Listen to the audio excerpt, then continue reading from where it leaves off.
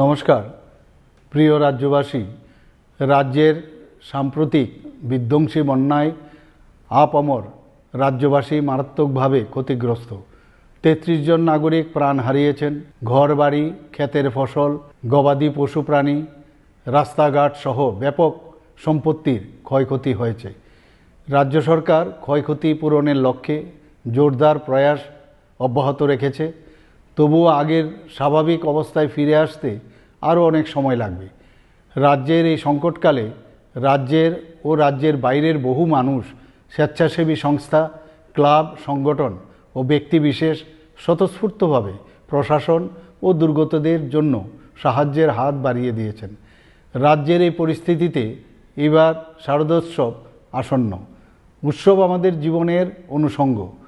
উৎসবে আনন্দ স্বাভাবিক, কিন্তু সেই আনন্দ যাতে অন্য কারোর নিরানন্দের কারণ না হয়, সেই দিকে আমাদের সকলের লক্ষ্য রাখতে হবে।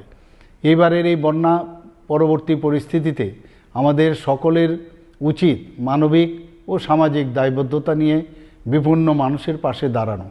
তাই রাজ্যের বন্যা পরিস্থিতিকে বিবেচনা করে এই বছর পুজোর চাঁদা আদায়ের ক্ষেত্রে কোনো প্রকার জোর জবরদস্তি না করতে আমি ক্লাব, সংস্থা ও সার্বজনীন পুজো আয়োজকদের কাছে অনুরোধ জানাচ্ছি।